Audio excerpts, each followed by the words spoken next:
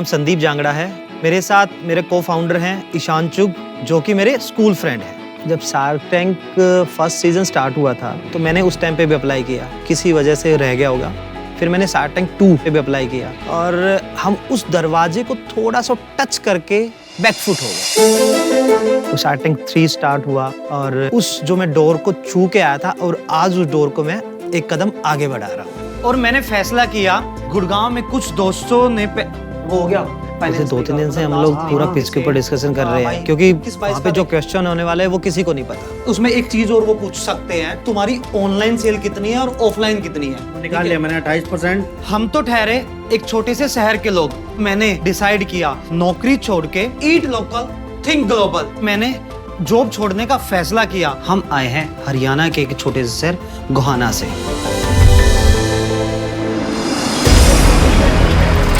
से मैं आया हूँ वहाँ पे हमारे रोजमर्रा के सपने, किसान हैं हम लोग या फिर छोटे मोटे बिजनेस हम लोग करते हैं।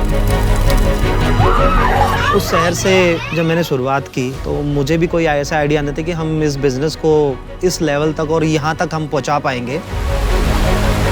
तैयारी तो बिल्कुल करके आए हैं। जो रास्ता है हमारा राइट वे रास्ता, उस पे ट्रैक पे चले और आज शार्क टैंक 3 तक पहुँच रहे हैं।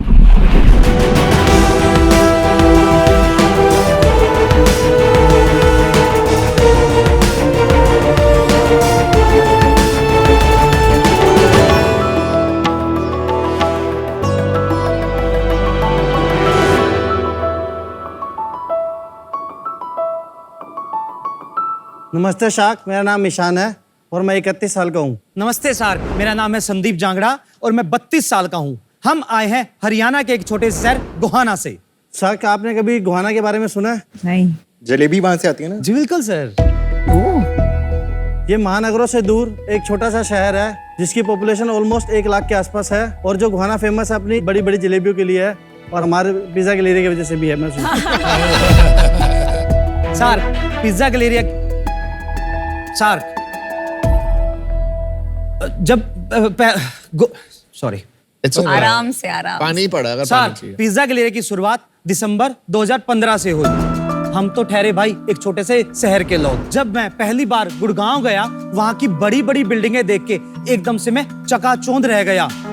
वहाँ पे मैंने पहली बार मेरे दोस्तों के साथ कॉन्ट्री करी और पिज्जा ट्राई किया। क्या लाजवाब चीज थी भाई, जैसे कि मानो कि शेर के मुंह में खून चख लिया हो। और तभी मैंने फैसला किया इसे तो मैं गोहाना लेके ही जाऊंगा। मैंने जॉब छोड़ने का फैसला किया और वापसी गोहाना जाके पिज्जा गैलेरिया की शुरुआत की। शार्क, हम लोग जाने जाते हैं हमारे फ्रेश डो और फ्रेश इंग्रेडिएंट्स के लिए। हमारे मेन्यू के अंदर नंबर्स ऑफ वैरायटीज के पिज्जा हैं, पास्ता है, गार्लिक ब्रेड, चोकोलावा और पॉकेट कैलिजोन है। हमारे पास गोहाना स्पेशल बाहुबली पिज्जा भी है जो कि गोहाना की जलेबी से भी बड़ा है। मैं पूरे गर्व से कह सकता हूँ कि गोहाना को पहली बार पिज्जा खिलाने वाला पिज्जा गैलेरिया है। नाइस। और गोहाना से स्टार्ट करने के बाद हमने हरियाणा, पंजाब, दिल्ली, एनसीआर में अपने 30 आउटलेट अभी रन कर रहे हैं और हम अब आगे इसको एक्सपेंड करने के लिए बिल्कुल तैयार हैं। हमारा विजन है पिज्जा गैलेरिया को इंडिया का नंबर 1 वेज पिज्जा ब्रांड बनाने का। और उस सब के लिए आप सब अब सब मुझे और उसे अब हमें आप सब शार्क की जरूरत है। और हमारा आस्क है 1 CR फॉर 2% इक्विटी के लिए। अब पूरा भारत बोलेगा पिज्जा मतलब पिज्जा गैलेरिया। यार मुंह में पानी आ रहा है, पिज्जा खिला दो। हाँ, सर।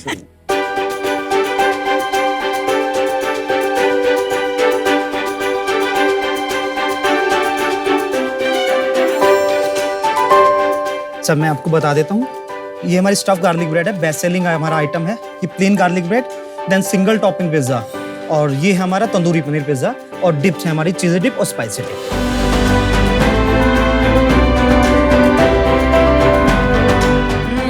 तंदूरी पनीर पिज्जा बहुत अच्छा है।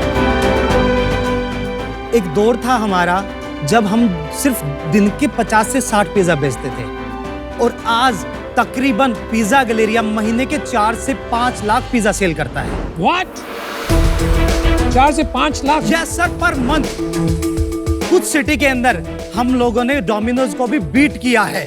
जोमेटो की रेटिंग क्या है आपकी? सर जोमेटो की हमारी रेटिंग 4.2 से लेके और गोहाना की हमारी रेटिंग 4.9 है।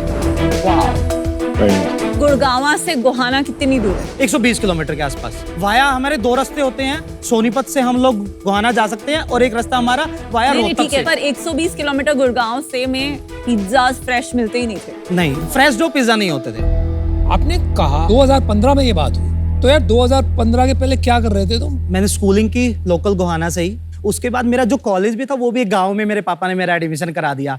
NC college oblique SDITM college था और मैं सर बीटेक में फेल हो गया। और इतनी डांट पड़ी ना, पापा बोले तूने मेरे पैसे भी खराब करे, हाँ। ऊपर से जैसे तैसे करके तू नौकरी लग गया और तू नौकरी भी छोड़ के आ गया। अब तेरे को धंधे के लिए भाई पैसे भी दूं, मेरे से ना होगा। और कौन सी नौकरी कहाँ पर? सर जैसे बीटेक मेरी तो कंप्लीट नहीं हुई थी, ईशान की कंप्लीट हो चुकी थी। भाई है तुम्हारा? नहीं, हम लोग स्कूल फ्रेंड है, 9th क्लास से इकट्ठे हैं, नौकरी इकट्ठी हुई थी। अच्छा, कहाँ पर? एरिक्सन इंडिया के अंदर हम थर्ड पार्टी पेरोल पे थे। जो DLF साइबर सिटी के अंदर जाते तो लेफ्ट हैंड में फर्स्ट बिल्डिंग होती थी पहले। भाई आप इतना स्पेसिफिक, हमेशा इतना स्पेसिफिक हो आप कि आपने जो कॉलेज का नाम बताया उसमें ऑब्लिक भी बोल दिया आपने हाँ, सर। गोहाना के 2 रास्ते भी बताए। हाँ, तो जॉब पे आ जाइए फिर एरिक्सन। पहले ईशान की जॉब लगी और मेरे को सप्ली आ रखी थी। सप्ली क्या होता है? री कंपार्टमेंट, मतलब एक पेपर में फेल हो गया था। एटीकेटी जिसको बोलते हैं। हम लोग सप्लीमेंट हाँ ठीक है, तो सर मेरी वो एक पेपर रहता था नेटवर्क एनालिसिस का, उसको हम शॉर्ट फॉर्म में नाच बोलते थे। उसने मेरा नाच ही कर रखा था। जैसे तैसे जुगाड़ करके ईशान को बोला भाई तू जहाँ पे लगाओ ना मेरा कोई अप्रोच कर, मेरे को गोहाना से निकलना है यार।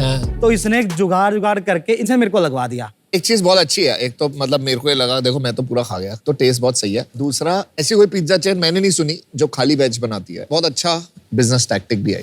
और वेज क्यों? तो मेरे पापा ना थोड़ा सा धार्मिक थे और थोड़ा सा जैन संत को मानते थे। तो मैं जब गुरुजी से ऐसे पूछने लगे ना, मैं वैसे तो रैंडमली जाता था कि गुरुजी मेरे को कोई काम करना है, कोई प्रोडक्शन का, क्या करूं?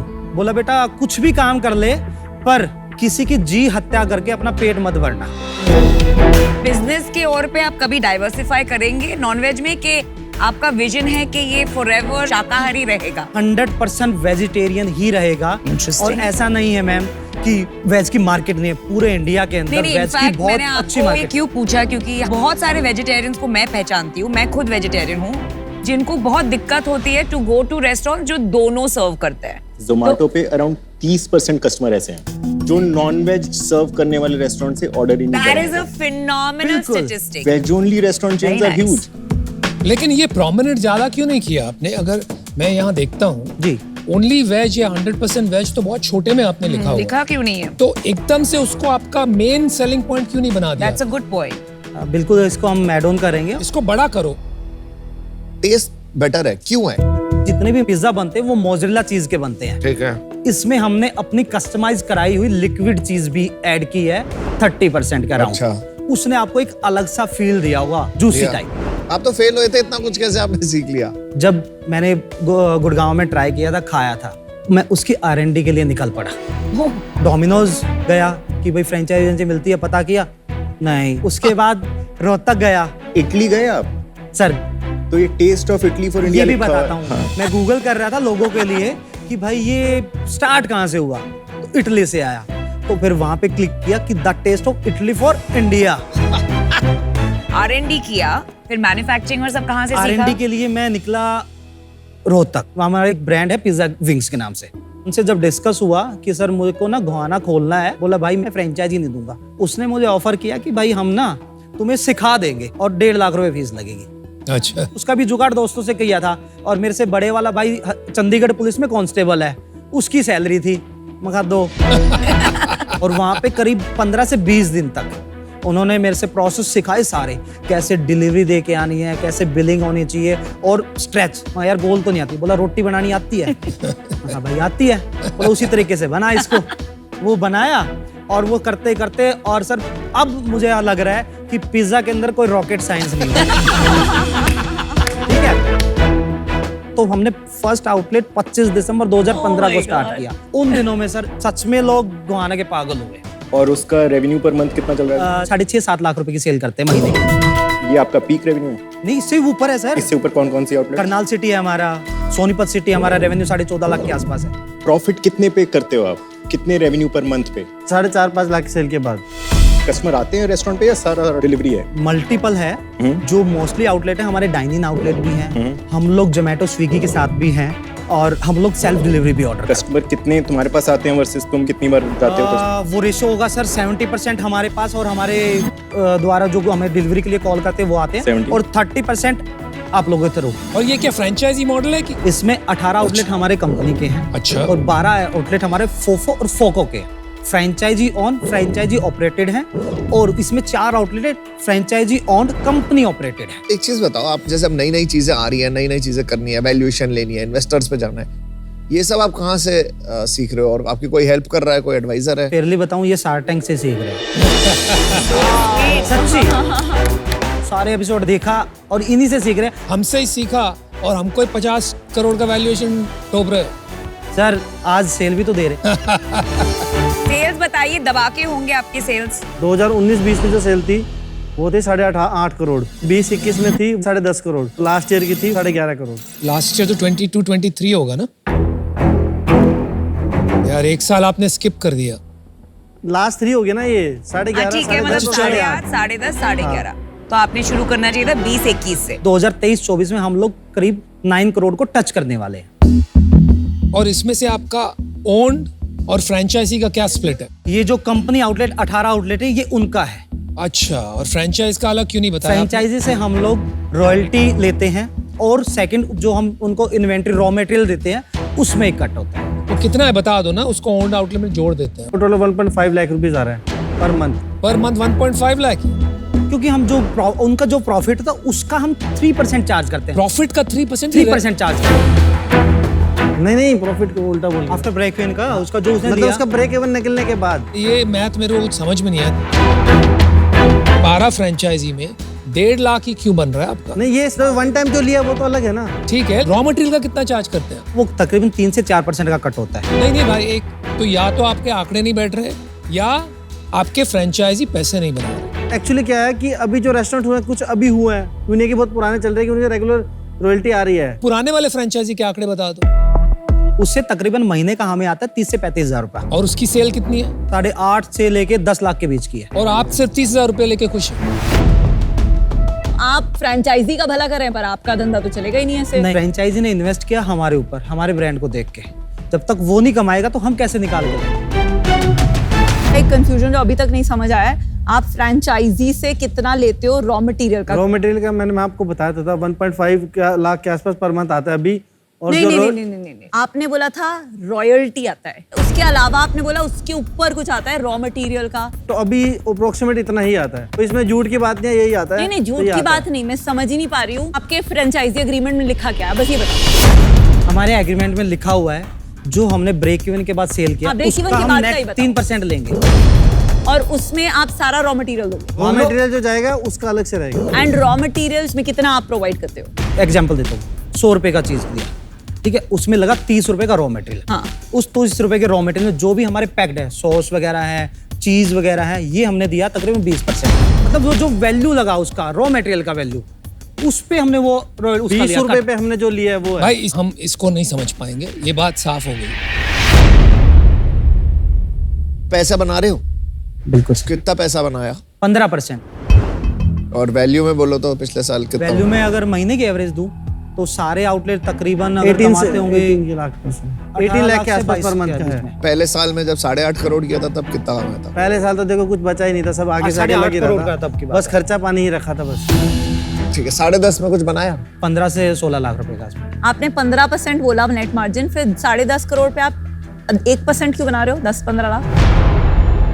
आई थिंक आपके नंबर्स में कोई गलती है, बिकॉज आपने बताया कि लास्ट ईयर 11.5 करोड़ सेल्स पे आपका प्रॉफिट हुआ था 15 लाख। आपने मंथ का पूछ रहे हैं, ईयर का पूछ रहे हैं? लास्ट ईयर ये पर मंथ का है मैडम। एक चीज किया करो बात, या पर ईयर बात किया करो या पर मंथ तो बात उसी किया में करो, मिक्स कंफ्यूजन मत हो करो रहा है इनमें।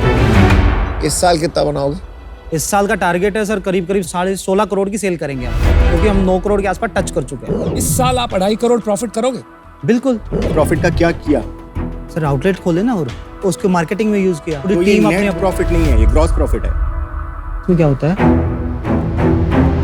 ये नेट प्रॉफिट है सर। ये आपने प्रॉफिट यूज किया या कंपनी में पड़ा हुआ है, बैंक में पड़ा नहीं हुआ है? नहीं, ये यूज करा है कुछ, मतलब कंपनी में लग गया, कोई नए आउटलेट लगे हैं, कुछ यूजेस थे जो फैमिली और में अभी use कुछ कर रहे बैलेंस थे, है हमारे पास, वो चीजों में लग गया। आपको ना थोड़ा फाइनेंशियल्स सीखना चाहिए। तभी हम लोग आए हैं। यार बहुत सारे स्टार्टअप फाउंडर्स को ना लगता है कि मुझे ये चीज आती है और मैं बाकी चीजों के लिए टीम को कर लूंगा हायर। ऐसा होता नहीं है। अगर आप स्टार्टअप फाउंडर हो तो आपको 88% सब कुछ आना ही चाहिए। तो ये सब सीखना स्टार्ट करो खुद, नहीं तो बिजनेस नहीं बना पाओगे आप। मुझे आप लोग बहुत अच्छे लगे एज एंटरप्रेन्योर्स, बिजनेसमैन। आज हमने ये दिखा दिया कि एजुकेशन से ज्यादा एक्सपीरियंस और पैशन ज्यादा जरूरी है। बहुत अच्छा कर रहे हो, पैसे बना रहे हो। एक को फाउंडर रखना चाहिए फाइनेंस का, या किसी को धुरंधर होना चाहिए। मैं अभी आउट हूँ इस बिजनेस से। आपको 500 आउटलेट खोलनी, आपका सपना ये। इसका मतलब ये, अगर आप फ्रेंचाइजी बिजनेस में हो तो फिर वो फूड का बिजनेस नहीं रहता, वो फ्रेंचाइजिंग का बिजनेस हो जाता है। मतलब उसको बराबर SOPs लगानी पड़ती है। तो आप मुझे अपने 3 टॉप SOPs फ्रेंचाइज के बताइए जो आप करोगे इम्प्लीमेंट, और कैसे करोगे। सबसे पहले जब हम फ्रेंचाइजी अगर देंगे तो हम पहले मास्टर फ्रेंचाइजी को डिस्ट्रीब्यूट करेंगे।